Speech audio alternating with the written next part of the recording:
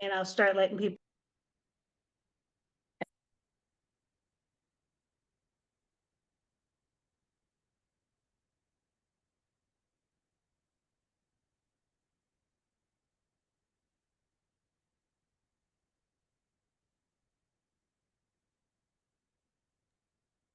Good evening, everyone. Thank you so much for being with us tonight. We're excited. We have a great speaker. Thank you so much for being here. Give it just another minute and let people come in.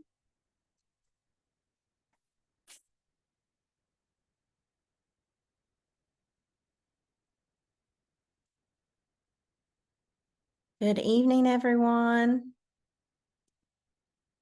Good evening, and thank you for being here. It's 7 o'clock, so we can go ahead and get started this evening. We really appreciate you coming. And we have a great speaker tonight, so we're really excited. This is the Abundant Life webinar series, and this particular webinar is Overdose Response and Harm Reduction for Faith Communities. And our guest speaker is Dr. Tobias Legrone, so we're really excited. And we will go ahead and get started.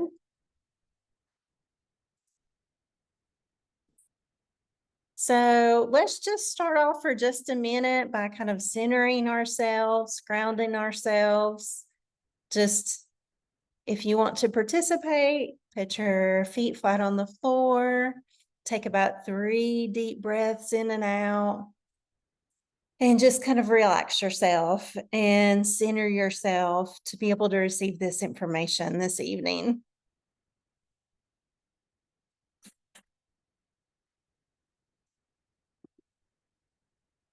And this is our Partners in Health and Wholeness team. I think probably all of you have met at least one of us, but this is our team. And we do have the Reverend Dr. Alicia Simmons on with us tonight.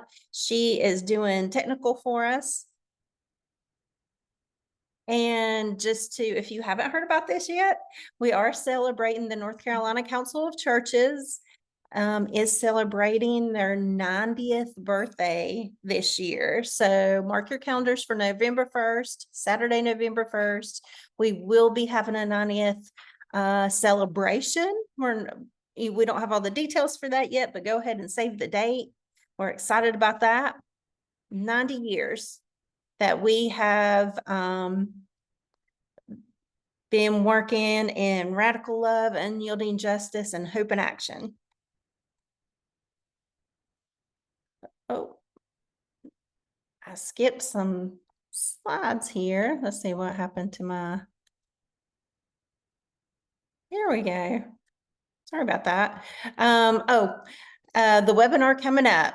So this will be our next webinar. It's going to be on April 24th. It's on healthy aging and mental well-being with our guest speaker being Lloyd Campbell. So don't miss that. Mark your calendars if you haven't already.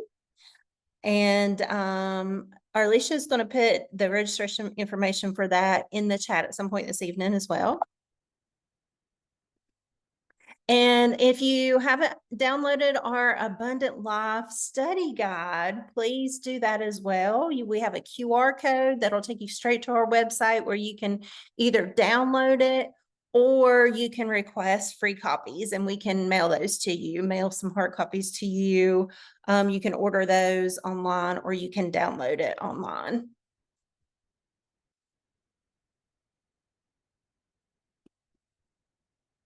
And then if you have any questions for us afterwards that we don't get answered, you can always email us. This is our website and our email address. So this is our general email address for our Partners in Health and Wholeness team. So it's just PHW for Partners in Health and Wholeness, info@northcarolinachurches.org. And then I'm going to introduce our speaker for this evening, Dr. Tobias Legrone. I'm going to stop sharing my screen so that he can get his slide deck ready as I introduce him.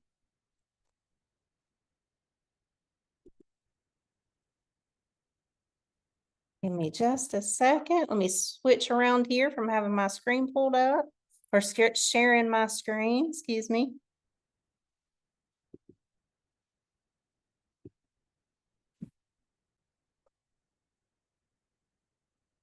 So Dr. Tobias Legrone is a seasoned professional with distinguished career spanning over 3 decades in pastoral leadership in the human services sector. In addition to being a senior pastor of 34 years and a licensed therapist, Dr. Legrone has served as a past board chair for Guilford County's Community Action Agency, a former City High Point Human Relations Commissioner, and a community engaged behavioral health clinician. Dr. Legrone has been at the forefront of addiction prevention programming by establishing evidence-based programs, which aided Guilford County's pain management clinics in adopting addiction prevention screenings and overdose prevention strategies.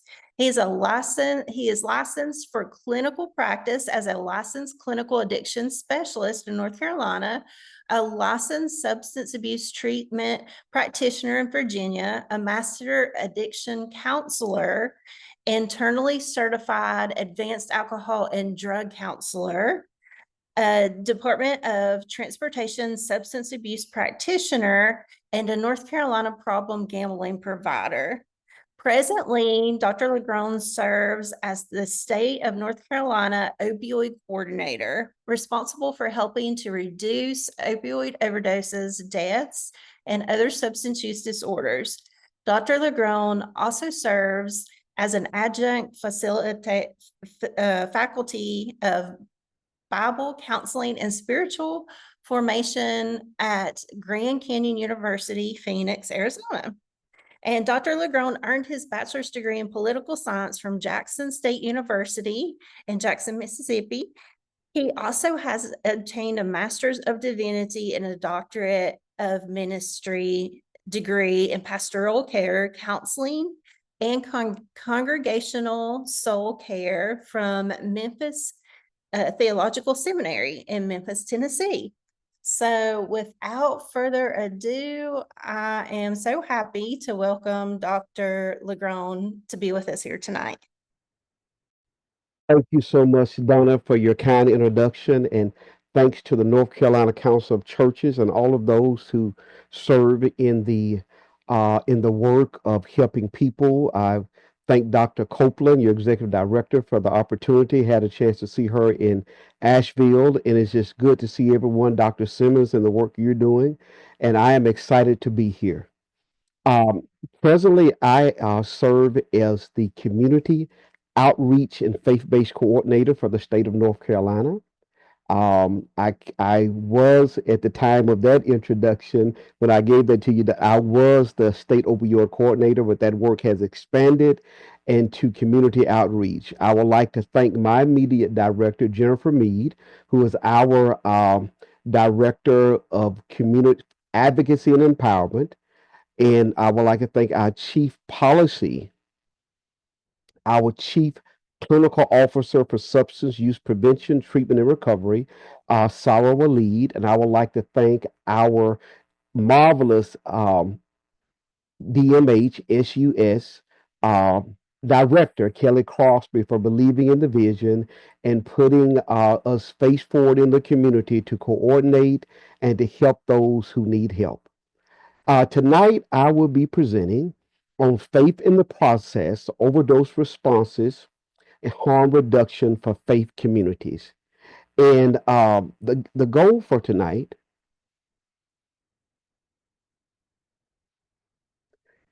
our objectives for tonight is to decrease stigma around mental health and substance use disorder, view substance use disorder as a disease of the brain through the lens of medical science, and offer practical, non confrontational actions that faith communities can take to help those who are dealing with substance use disorder.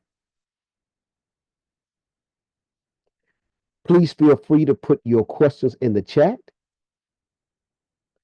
As a part of our DMS strategic plan, we seek to promote wellness and ease access to treatment, increase access to quality uh, intellectual disabilities, traumatic brain injury services, prevent substance misuse and overdose, be a workforce, strengthen the crisis system, expand services for individuals in the justice system, and amplify recovery and community based services. This is a part of our opioid and substance use action plan, which you can find at our state website. This is a 24/7 hotline, 988 Suicide and Crisis Lifeline, where anyone at any time can call. It doesn't have to be thoughts of suicide, but you may need someone to talk to or get connected to available community services. And just remember 988, you can call or text. As well, we have a Pure Warm line, 1-855 Piers, North Carolina. You can call someone who understands 24/7. This line is staffed with peers, persons with lived experiences who are there to help and connect you with other resources in the community if further connections are needed. Okay, let me move a few things around here. Here.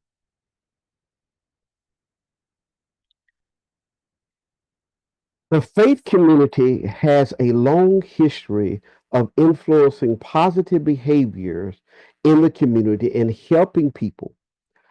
Faith relationships with substance abuse among the youth shows that evidence-based studies have found that youth who are spiritually active, participate in a faith community, and invest in a prayerful relationship with their God are less likely to use or abuse drugs and alcohol and engage in related criminal activity. So a host of studies show that faith among youth and adolescents can act as a powerful deterrent against drug and alcohol use. And those studies are the same for adults. When we look at stigma, the hope tonight is to help us understand how to communicate with our friends and families, our uh, co-worshipers and parishioners in our community, our neighbor, and to engage in non-confrontational conversation to explain addiction from a medical science perspective. So, what is stigma? The sociologic definition, the occurrence of labeling, stereotyping, separation, and status loss and discrimination in the context of a power differential. The classic definition, a mark burned into the skin of a criminal or slave, a mark of infamy, disgrace, or reproach, like a scarlet letter. That is stigma. A person can be stigmatized. There are several types of stigma. Public stigma, which involve negative attitudes, stereotypes, and disbeliefs held by society or specific groups towards those with mental illness or substance use disorder conditions. Examples, assuming people with mental illness or SUD are dangerous, incompetent, or unable to contribute to society. Impact. This can lead to discrimination, avoidance, and reduced access to opportunities. That's public stigma. Structural stigma. This refers to policies, laws, and institutional practices that create barriers and disadvantages for individuals with MI and SUD conditions. The examples, limited access to mental illness or mental health SUD services, discriminatory employment practices, and housing restrictions. What is the impact? Can perpetuate inequality and limit opportunities for individuals with these conditions. So that's structural stigma. Then there's self stigma. This is the internalization of negative societal attitudes and beliefs by individuals with these conditions, leading to feelings of shame, low self esteem, self blame. Examples, believing that one's condition is a weakness or a character flaw, or that they are not deserving of help or support. What's the impact of that? Can hinder recovery, reduce motivation, and lead to isolation. Then there's stigma by association. How many of you have heard birds of a feather flock together? I grew up in the deep South Bible Belt, and there's a lot of country sayings, so to speak, and we've always heard that. So there's stigma by association. It can be referred to as courtesy stigma or associative stigma. This occurs when individuals are negatively affected by the stigma associated with someone they are related to or connected with, even if they don't have the condition. Example, family members of individuals with these conditions face discrimination, negative attitudes, or employers avoiding hiring someone because of a perceived risk of stigma. What is the impact? It can lead to social isolation, discrimination, and difficulty assessing resources. Now, the traditional view that I was raised with as a child regarding addiction was that it was the moral model. That's what we heard as a little child. When Ronald Reagan, then Nancy Reagan came out with the DARE campaign, just say no. The campaign, just say no, because it is a moral issue. The person with SUD is considered morally weak. Faith language, the faith community, the person with SUD is a sinner, and drugs are from the devil. Other moral model language used in the faith community. You can quit drugs if you just try harder, pray harder, and want it bad enough. The psychological model, it is viewed as an addictive personality disorder, sociopathic according to the old DSM. I think it has been updated from the DSM-1 to the DSM-4 and 4 and 5. But that has been historically a psychological model. And tonight we're going to focus more on the medical model of addiction as a chronic relapsing brain disorder, the science of the brain. Addiction is defined as a chronic relapsing brain disease that is characterized by compulsive drug seeking and use, despite harmful consequences. It is considered a brain disease because drugs can change the brain. They can change the structure and how it works. Drugs change the neurochemistry of the brain. Just as if I go out to my car and put water in the gas tank, I don't fuss at the engine or blame the engine for not running. Why? Because the engine does not run off of water, it runs off of a chemical called gasoline. It is the same way when we introduce chemicals into our bodies. Addiction is considered a brain disorder because it actually involves functional changes to the brain circuits involved in reward, stress, and self control. Those changes may last a long time after a person has even stopped taking the drugs. So, why do people take drugs? Why do they take drugs? To feel good, to feel better, to do better, and for most people, especially early on, out of curiosity and social pressure. One of the most important signs of substance addiction or dependence is continued use of the drug in spite of the serious negative consequences. A person would need increasingly larger amounts of alcohol or drugs to get the high effect, and that is called tolerance. Symptoms of substance use disorder are grouped into four categories: impaired control, social problems, dangerous use, drug effects.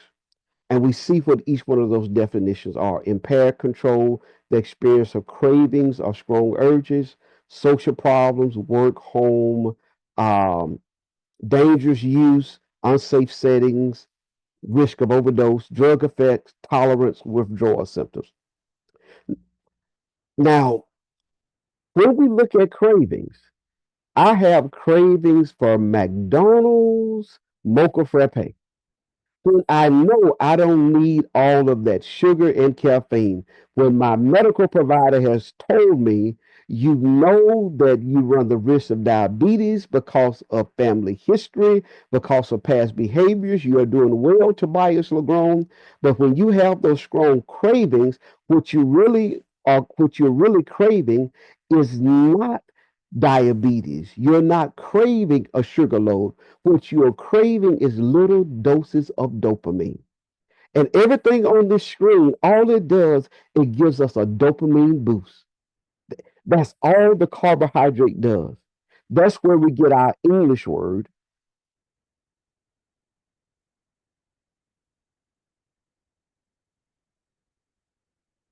So the brain disease model counteracts the moral model that blames people for their bad behaviors by looking at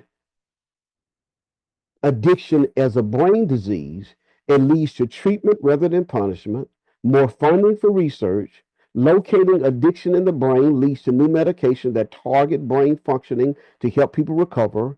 And chronic nature of disease puts relapse in perspective, where relapse is part of recovery. So this is what the brain looks like under an MRI.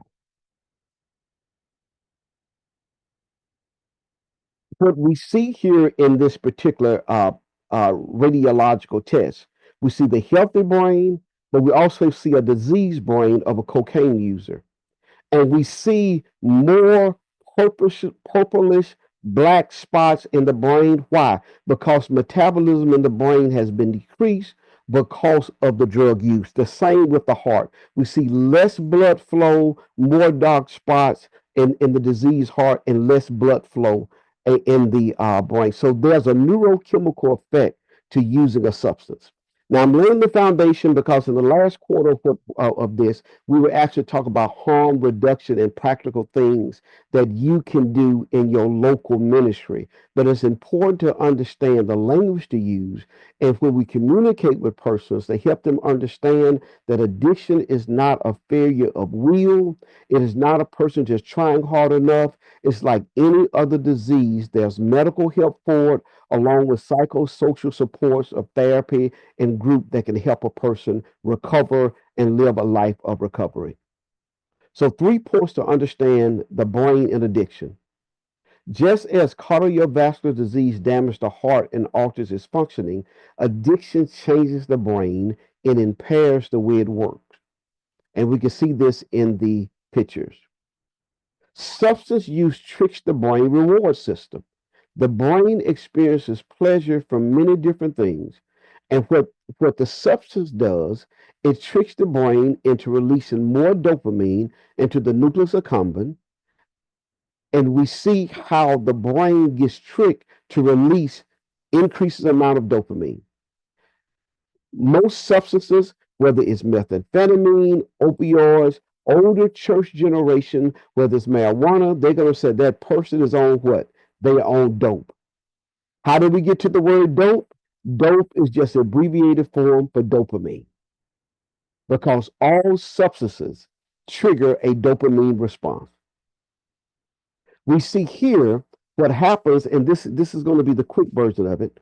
When a person uses a substance, and I would just say for the first time, but this happens every time. But let's talk about the first time. When the person uses it, the little gold dots is like a fire hydrant of dopamine rushing into the brain. The dopamine receptors, the pink towers, pulls it in, and there's this intensity. There's this rush of euphoria. Well, the dirty little trick is what cocaine does and other substances, they go and block the horseshoe shaped blue part of the receptor because any dopamine that is not used, guess what? That receptor is supposed to suck that dopamine back up. When that dopamine is not sucked back up, it tells the brain that, hey, Jill, Tobias, Tom did not use all the dopamine we gave them last time, so we will give them less next time. And oh, by the way, those little white molecules, which are the drugs, they block the dopamine pump. So now the person cannot get the normal level of dopamine from normal exciting things they used to do.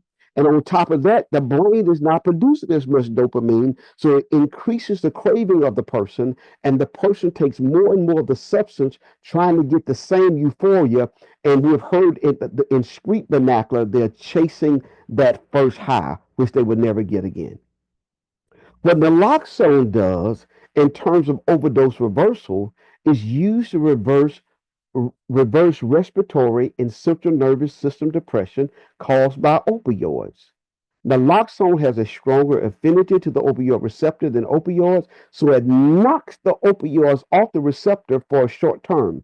So we see how naloxone works, how it knocks that opioid and it helps revive the person. This allows the person to breathe again and reverse the overdose. Once again, we see a healthy brain as compared to a brain that's on methamphetamine, and it takes time for the brain to heal. We see it takes 14 months of abstinence for the red spots, which is the metabolism, the blood flow, the neurons firing in a normal way to come back online after a person has ceased using that particular substance. You see, just after 1 month of use, how brain metabolism and blood flow is almost null to none. U.S. Surgeon General George Murphy, the former U.S. Surgeon General, he stated, "We have to help our country see that addiction is not a character flaw or moral failing. It is a disease of the brain." Half of the people 12 and older have used illicit drugs at least once. So it's in our communities, it's in our churches, it's on our jobs. Drug overdose death in the United States since 2000 was near 1 million. Among Americans aged 12 and older, 39 million were current illegal drug users. 59 million or 21% of people 12 and over have used illegal drugs or misused prescription drugs. 138 million or 50% of age 12 and over have illicitly used drugs in their lifetime. And 28 million of them have alcohol use disorder. 70% of users who try an illegal drug before age 13 develop a substance abuse disorder within the next 7 years. That's why we have so many prevention efforts to delay drug use, because data tells us if a person uses drugs after the age of 19, they only have a 5% chance of becoming addicted. If they use before the age of 18, they're in the upper 90 percentile, 90% of becoming addicted. 47% of young people use an illegal drug by the time they graduate high school. Half of suicides, of all suicides, are associated with dependence on drugs, and a fourth of people with addiction to drugs or alcohol commit suicide. An estimated 9 North Carolinians die each day from an overdose in 2024. Substance use disorder looks like this. This is the usual stigmatizing stereotype view of substance use disorder. Substance use disorder looks like this, but substance use disorder also looks like this. We work with persons with the disorder every day. They manage our supermarkets. They run our stores. They teach our children. They are principals. They are doctors. They are lawyers. They are nurses. They are pastors. They are plumbers, electricians, construction workers. They are mechanics. Addiction, substance use disorder in our addiction is all around us. One of the leading factors in addiction is something called adverse childhood experiences, traumatic events that can have negative, lasting effects on health and well being, commonly known as ACEs. Dr. Gabor Mate relates all addictions back to childhood trauma. And Dr. Mate says trauma is not what happens to you, it's what happens inside of you as a result of what happened to you. And he purports, and I seem to lean towards this from a clinical perspective. I support his thesis that Substance abuse becomes a way for a person to try to find a centering balance in their life and seek out some sense of normalcy and belonging. People who have experienced trauma are 4 times more likely to become addicted to alcohol, 4 times to develop a sexually transmitted disease, 4 times more to inject drugs, 4 times more to smoke tobacco, 2.5 times more to smoke tobacco, and 15 times more likely to commit suicide. Trauma cannot be overlooked. So how do we get to harm reduction, Dr. Legron? That's what you're asking. Well, prevention, we're at the intersection of prevention and harm reduction efforts.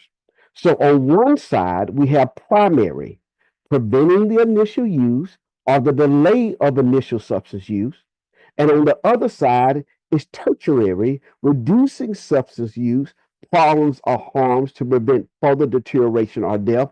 But right in the middle, secondary, early detection of or reduction of substance use once problems have already begun. And we see how prevention goes to one side, harm reduction goes to the other, but both are extremely necessary and important. It's not either or, it is both and. Harm reduction is a way of preventing disease and promoting health that meets people where they are rather than making judgments about where they should be in terms of their personal health and lifestyle. Accepting that not everyone is ready or able to stop risky or illegal behavior. Harm reduction focuses on promoting scientifically proven ways of mitigating health risks associated with drug use and other high risk behaviors, including condom distribution, access to sterile syringes, medications for opioid dependence such as methadone and buprenorphine, and overdose prevention. Now, you know what will fly in your faith setting. I started ministering as a Christian minister at the age of 17, pastoring at the age of 19. So condom distribution will not fly at New Prospect Baptist Church in Red, Mississippi, where my uncle is the trustee, my daddy sings on the choir, and my cousin is a deacon. That's a non-starter. So when you do workshops and presentations and conversations, know your setting. However, helping people overdose education, naloxone distribution, they may be open to that. So you have to know your setting. And once again, we're not trying to be confrontational. We want to be collaborative and educational. And just as we want to be collaborative and educational, not confrontational. Harm reduction also looks like medicated-assisted treatment programs that that manage opioid addiction, reduce craving, distributing Narcan, also known as naloxone, distributing fentanyl test strips for those who use substances. And there are some faith settings that are open to that because they don't want their loved ones, their neighbor who they know use drugs, getting what they call a bad batch. So they will be open to distributing test strips in the faith community.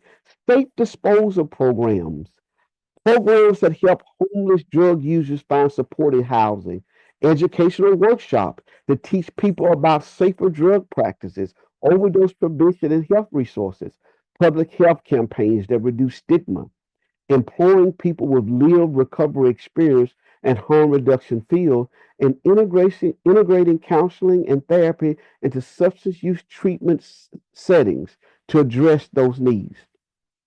What does the cycle looks like? This is the stages of change. There's a pre-contemplation, person in active addiction, not thinking about.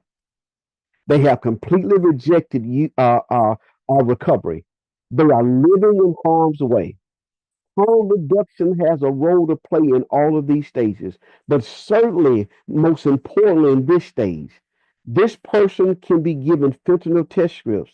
This person can be linked to places that provide a place safe to use, a safe place to use a substance. So in the event of overdose, Narcan or other life-saving measures can be administered. Contemplation, thinking and talking about change, seeks our support. Not really ready to make a full change, but thinking about it. Peer support services would be excellent to help this person move from contemplation to planning. Planning. What would it take to make change happen? Linking the person with resources in the community, linking the person with local behavioral health, substance use disorder clinics, action, taking positive steps, helping them walk through that front door. It may look like helping them find funding for recovery. It may look like being a support for them while they're in recovery. Advocating with your county commissioners and your local decision makers for funding for local facilities that offer services and maintenance. Maintenance can look like medications for opioid use disorder and recovery. It can look like Suboxone clinic, methadone clinic, and you as a faith community being active supporters.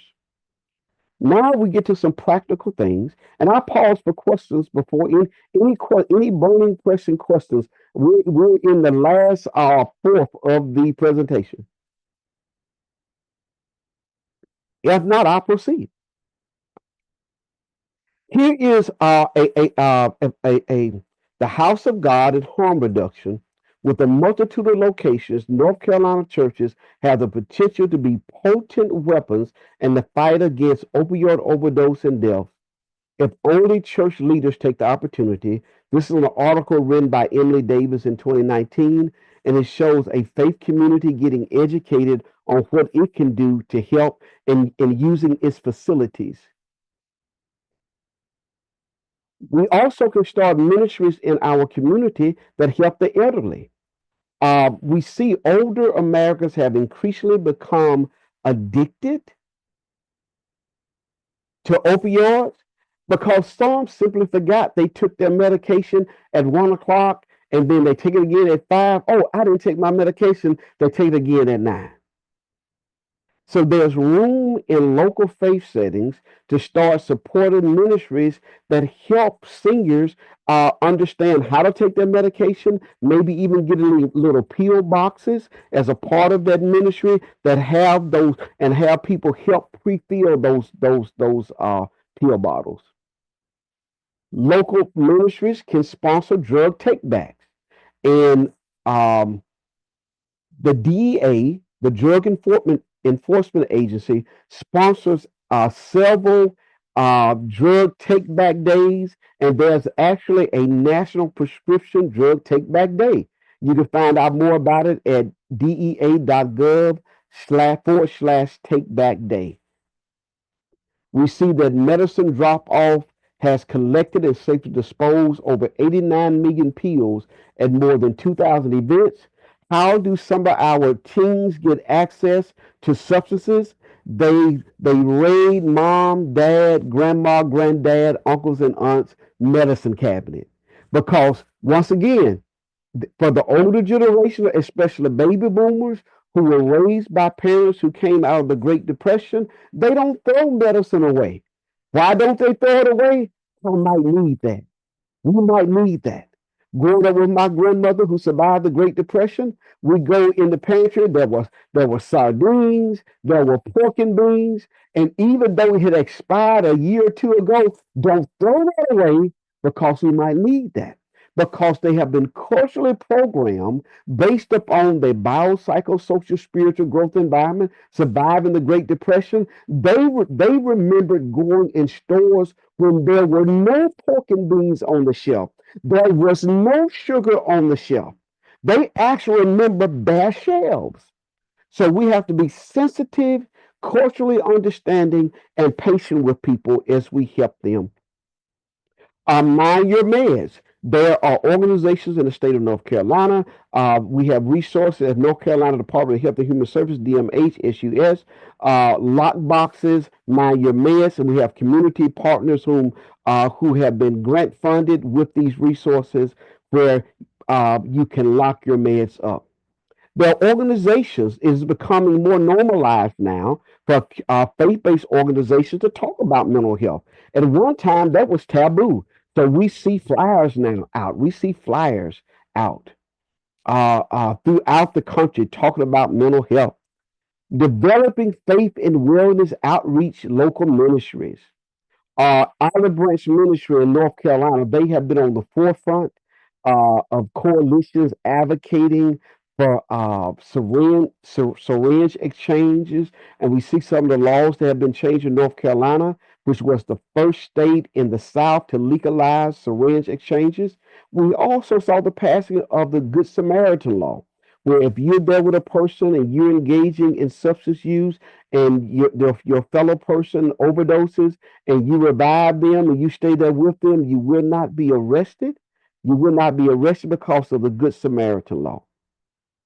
The key benefits of medications for assisted treatment for opioid recovery is reduced withdrawal symptoms, improved treatment, and when we say MAT, we're talking about Suboxone, methadone, substances like that that goes into the brain, helps the brain to heal, and helps a person recover and taper off heroin, opioids, hydrocodone, Percocet, all of those particular substances.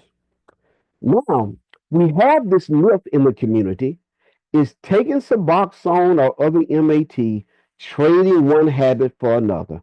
No, it is not. Suboxone is a well-known medical prescription for the treatment of opioid addiction and painkiller abuse. It is 80% buprenorphine, 20% naloxone, and the buprenorphine has the strong side effects of opioids, while naloxone is a drug that reverses overdose in people who have opioids. So therefore, they cannot get high off of this medication. Methadone works similarly.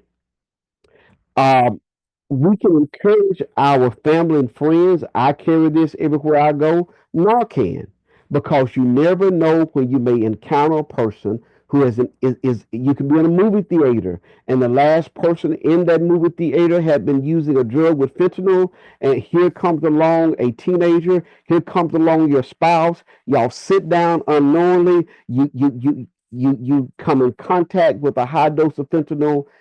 You have Narcan, which is a lifesaver. You could have a family member who uses substances. They could overdose at home, and there you have Narcan, which can revive them. Naloxone, the injectable form, is what our first responders use. What they have, and they also have it in the ambulance in the injectable form, also in hospital, but they also carry the nasal spray. And this brings us to the last part. Just as someone can have high cholesterol, um, heart disease, coronary artery disease, all of it is chemicals. It is the neurochemicals of the body. And just as we take Lipitor to help with high cholesterol, the doctor doesn't tell you, you're eating food you're not supposed to eat, so therefore I'm not giving you any more cholesterol medication. No, your physician is patient with you. We talk about diet, exercise, a healthy lifestyle, and the medication. It is the same way. It's the same way for those in substance use recovery. What else can your local congregation do, faith community do? Here goes the church bridging the gap with mental health resources. They opened a counseling center right in their local faith community. What else can be done? If you cannot afford to open or dedicate the resources for a whole counseling center, guess what you can do? Find counselors in the community or in your local congregation who may be looking for office space, and you donate this office space. You donate this office space so they can see people in recovery without the overhead of office space. There, everybody can do something. So I want to close with this. So this is one of the presentations I use in the Deep South Bible Belt when I'm talking to persons who are suspect of medications for opioid disorder. So how do we break through that barrier? And I use the story of the Good Samaritan. And I'm going to use this story from a theological, psychological perspective. For those who may be joining us, I am not preaching, though I am an ordained minister. I'm going to use this as an example how to break through those barriers and communicate and meet stakeholders at the level that they are. So pretty much everyone in the faith community, they are familiar with the parable of the Good Samaritan. In Luke 10:25, on occasion, the expert in the law stood up to test Jesus, and he asked, Teacher, what must I do to inherit eternal life? Jesus said, What is written in the law, and how do you read it? The young man answered, Love the Lord your God with all your heart, soul, and strength, and mind, and love your neighbor as yourself. And he's quoting, the Torah, quoting Deuteronomy, how we should love our neighbor as ourselves, love our God with our heart, mind, soul, and strength. And he said, You have answered right correctly. Jesus said, You have answered correctly. Do this and you will live. But the young man, the self righteous young man who's never smoked a cigarette, never tried Jack Daniels, never tried marijuana, this self righteous young man asked this question in order to justify himself: Who is my neighbor? Instead of Jesus being confrontational with the young man, Jesus tells a story, a theological, psychological story called a parable to break through the outer hard defense mechanisms of that day and time and of this young man. And he tells a simple parable that everyone can relate to. And this is the parable. A man was going down from Jerusalem to Jericho when he fell in the hands of robbers. They stripped him of his clothes, him, beat him, and left him half dead. Jesus did not say how the man, why the man was beaten. He didn't say if it was a drug deal gone bad. He did not say this man was in a place he shouldn't have been. No, he says something happened. This man was in harm's way. He fell in harm's way.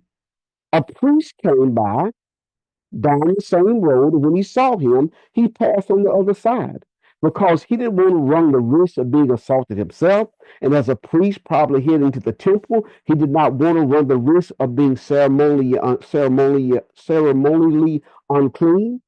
A Levite, a keeper of the temple, came by and he passed by on the other side because he did not want to run the risk of being ceremonially unclean and having to go through that ritualistic Jewish cleaning process. But a Samaritan came by, a person who was ordinarily looked down on, a Samaritan who's a result of the Syro-Phoenician exile that happened to the Jews and the Syrian exile. And when and those Jews who stayed and married those who are the Syrian culture, and they get Samaritans, they became Samaritans, known as Samaritans, and the Jews looked down on him, on people like that. But the good Samaritan stopped. He didn't ask, How did you get here? He didn't ask, What did you do to get here? He didn't ask, What type of grades did you make in school? Did you listen to your mom and dad? Did you go to school? Did you skip school? No. He stopped and helped the young man, no questions asked. And he said he poured wine on his wounds. Now here's a neurochemical medicinal effect because bacteria grows in wounds. Why didn't he just pray about it? Prayer is always in order, but science is in order too. Wine is an antimicrobial, and it kills germs and pathogens, equivalent to today's uh, alcohol. He also applied oil, olive oil, an ointment to the man's wound, which is an anti-inflammatory, which is equivalent to today's Neosporin.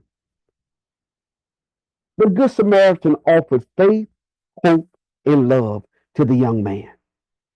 And so in our faith communities, what we are asking, ask our faith communities to do the same thing. People are in harm's way. We can't agree on everything, but what we can agree upon, that in the faith tradition of the church, 1 Corinthians 13 says, the greatest of these out of faith, hope, and love is what? Is love. I hope this has been helpful. I presented faith in the process, overdose response, and harm reduction for faith communities. Here is my contact information. and feel free to scan this where we can be join our webinar mailing list where we have side by sides and also get on our mailing list. And this is my direct contact information, tobias.legrone at dhhs.nc.gov, and that's my direct mobile number. Feel free to email; it's the best way. Text, and if you call, I don't answer, please leave a message. All right, thank you for the opportunity to be here with you tonight, and I will take any questions if there are any.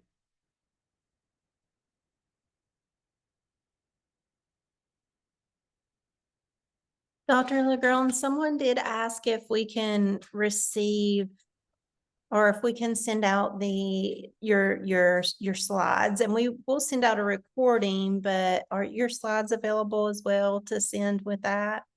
A PDF copy is available. A PDF copy of the slides are available, and I would be glad if you get your information to Donna. No, I will send it to Donna, and Donna can distribute it to everyone. I will send it to her. Perfect. I'll send it with the follow-up email. Any questions? Any questions, anyone? Is it okay if they come off mute and ask the question? Oh, yes, please come off mute, ask any questions that you'd like. You can also type it in the chat, whichever you prefer.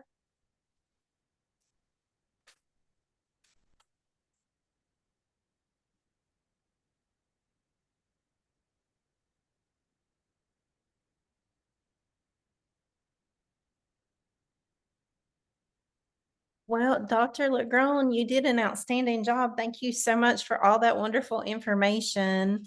Oh, we did get a question. Do you present this presentation to churches?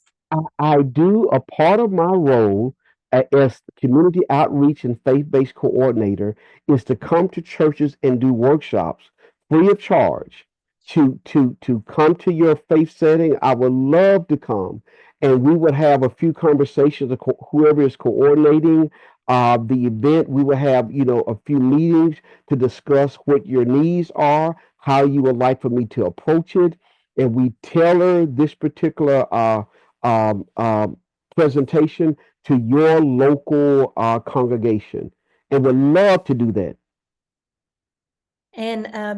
And I'm available as well to help you coordinate that, or to come and be a speaker as well, or to just help coordinate getting Dr. Legrand there. We do overdose response and mental health workshops. And so if anybody's interested in that, you can reach out to myself or to Dr. Legrand if you're interested in him coming and speaking more about this or doing his presentation to your congregation. Arlisha did put a survey link in the chat.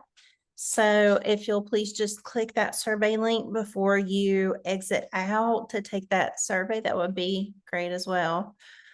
But before we leave, does anybody have anything they want to ask Dr. Legrand? And please reach out to us, because the North Carolina Council of Churches, along with myself at DMH, we are working in tandem, hand in hand, and we would come as a team. We would tailor, there's so much information. It is so much. And I have been at the workshops with Donna, and they are amazing. They are phenomenal. And please spread the word, because we want to reach our faith communities. And this is, and another reason why it's so important is this: stakeholders, policymakers, and decision makers, county commissioners, those who make the decisions for policy, make those decisions, most part based upon their faith convictions. And if they don't have all the information in terms of the medical science behind the disease of addiction, they will make policies based on moral will, and all of us become a victim of that. And if we can educate people and be kind and understanding. And as the statement says, seek to understand before we seek to be understood, we can move mountain and help change the perception of recovery in mental illness in our state. Yes, amen. Well, thank you so much, Dr. Legrand, and thank you everyone for being here tonight and spending this time with us this evening. And please don't forget to click on the link that Arlisha put in the chat to complete the survey. And we thank you very much for being here.